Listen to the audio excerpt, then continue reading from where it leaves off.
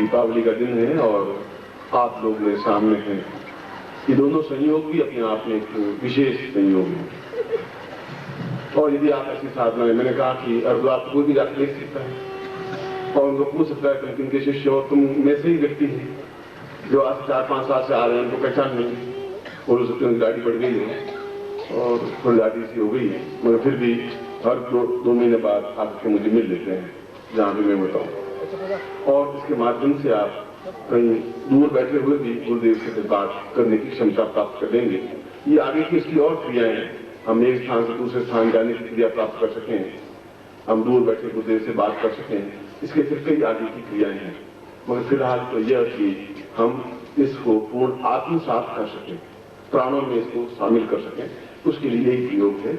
और ऐसा आपको रेगुलर करना चाहिए, क्योंकि इस मंत्र को इस सामान्य रूप में आप नहीं लें, और अगर सामान्य रूप में आपने लिया तो फिर मेरा परिश्रम बेकार हो जाएगा और आप जीवन में एक वरदान से अकारण वंचित हो जाएंगे। मगर ऐसा आप कर सकते हैं। और 30 दिन मैं आपको 2 साल की साधना दे भी नहीं रहा हूं कि 2 साल तपस्या करें, मैं आपको साल भर की तपस्या नहीं दे रहा हूं, मैं तो आपको महीने भर की बात दे रहा हूं। मैंने कहा वापिस कहीं शिवरात्रि महोत्सव होगा ही होगा, फिर हम मिलेंगे ही मिलेंगे, फिर आप में से कुछ लोग वास्तव में बता पाएंगे कि देखिए हमें सफलता मिली और मिलेगी ही, क्योंकि उसमें आप नहीं होंगे, मैं आपके हृदय में आज से स्थापित होऊंगा।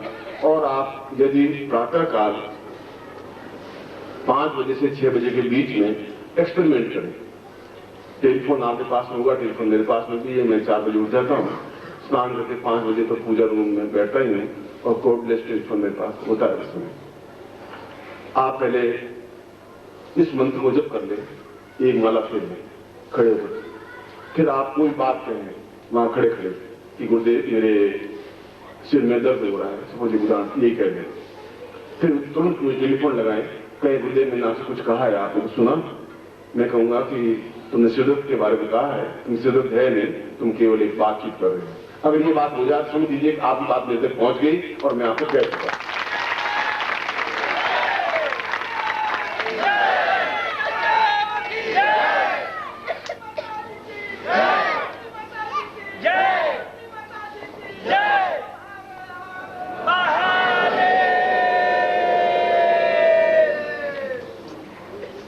आज के दिन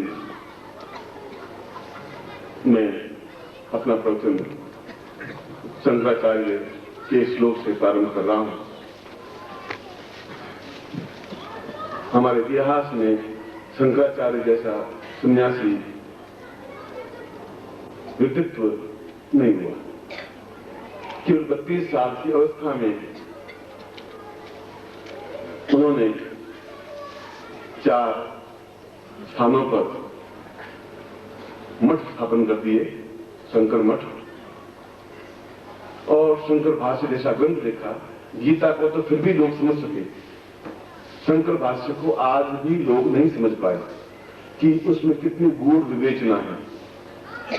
मेरे मन में तो बड़ी छटपटाहट है कि उस शंकर भाष्य को उन्हीं शब्दों में वापस लिखूं, सरल भाषा में, जो शंकराचार्य के मन में कहने की बात थी। जो क्या गीता में कृष्ण कहना चाहते थे वो आने वाली पीढ़ी उनका अर्थ तो किया, मगर मन की बात नहीं समझ पाए। अर्थ एक अलग चीज है, वह क्या कहना चाहता है वह एक अलग चीज है।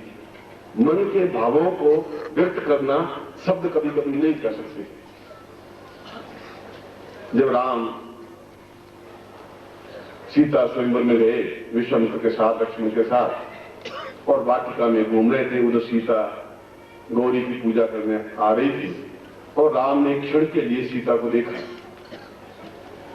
वो देखा और तुलसी ने चौपाई में लिखा, गिरा नयन नयन विरूपानी, कि जीभ बहुत कुछ कहना चाहती है मगर उसकी आंखें नहीं है, वो देख नहीं पा रही, बोले कर वो बोल सकती है पर आंखें नहीं है। नयन विरूपानी, और आंखें बहुत को देख लेती है पर उसके पास वाणी नहीं है, वह कुछ बता नहीं सकती। ठीक इसी प्रकार से शंकर क्या कह रहे थे वह हम समझ नहीं पाए, बोल नहीं पाए, समझा भी नहीं पाए।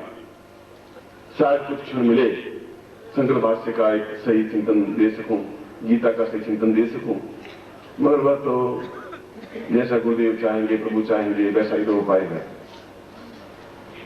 मगर मैं जो कुछ मेरे पास है, एक ब्राह्मण के रूप में तो ज्ञान की चेतना है, और उन चेतना उस ज्ञान पर अपने आप में बहुत ही गर्व है।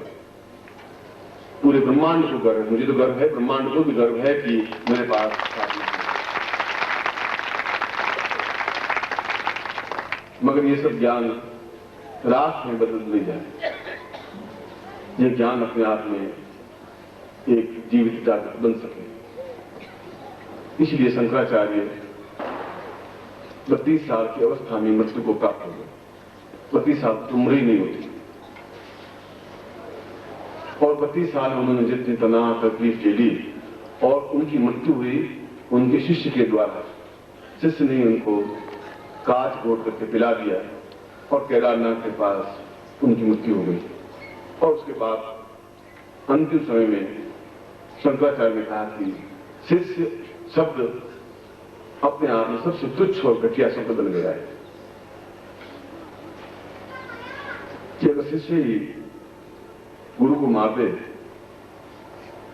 गुरु को गाली देना तो बहुत बड़ी बात है, गाली सोचना भी बहुत बड़ा पाप है, और अपने स्वार्थ के लिए इसको इस बात पर में जैसा एक घटिया शिष्य समाप्त कर दे, ऐसा अदम शिष्य इस पृथ्वी पर दूसरा पैदा नहीं हो सकता।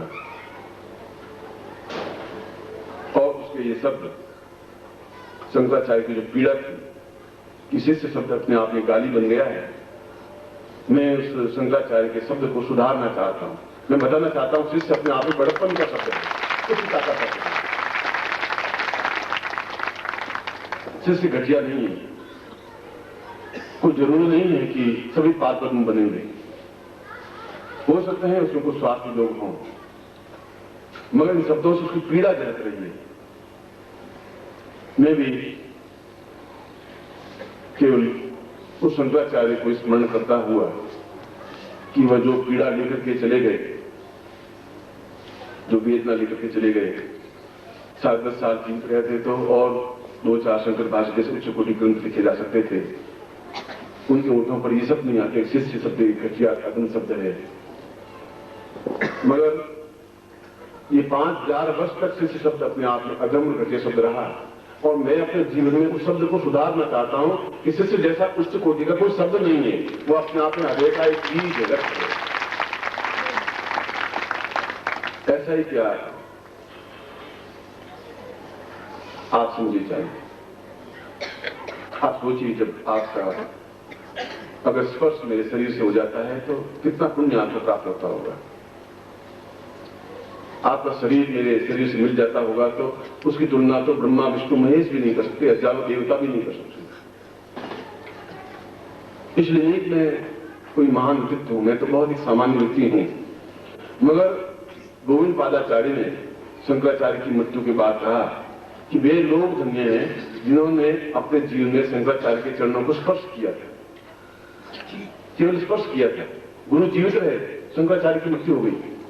गोविंद पादाचार्य गुरु थे, और वे तो वास्तव में हजारों हजारों देवताओं से भी ज्यादा अद्वितीय हैं, जिनका शरीर शंकराचार्य के शरीर से जुड़ा होगा। हृदय की धड़कनें जुड़ी होंगी, प्राणों के स्पंदन जुड़े होंगे, जिनके भी जुड़े होंगे। वास्तव में उनके जैसा तो दूसरे व्यक्ति हो ही नहीं सकता, क्योंकि एक लोहा भी पास से स्पर्श करेगा तो एकदम कुंदन बन जाएगा, सोना बन जाएगा। एक लकड़ी का टुकड़ा, बबूल का टुकड़ा भी अगर चंदन से रगड़ खाएगा तो अपने आप में सुगंध युक्त बन जाएगा। कभी कभी वेदना होती है कि क्या गुरु बन के ठीक किया, नहीं किया, क्या मैं वापिस गृहस्थ में आकर के उचित किया है, नहीं किया। ऐसी कभी कभी मानसिक पीड़ाएं होती हैं। मैं फिर एक बार मन में सोचता हूं कि जीवन का धर्म, जीवन सुबह भी मैंने प्रवचन में कहा था कि ऋषि मुनि योगी अति बेकार व्यर्थ हैं, युगंधरों में जाके बैठ गए। उनको आना चाहिए, आग में जलना चाहिए, तपना चाहिए, खून जलाना चाहिए, मगर इन लोगों को ज्ञान तो देना ही चाहिए। एकांत में तो जंगली पशु बैठे, आप एकांत में बैठे, उनकी भी जटाएं बटी हुई हैं, बाल बड़े हुए, तुम्हारे भी बाल बड़े हुए हैं, तुमने उच्च कोटि साधना कर ली, पर जीवन में क्या अर्थ है?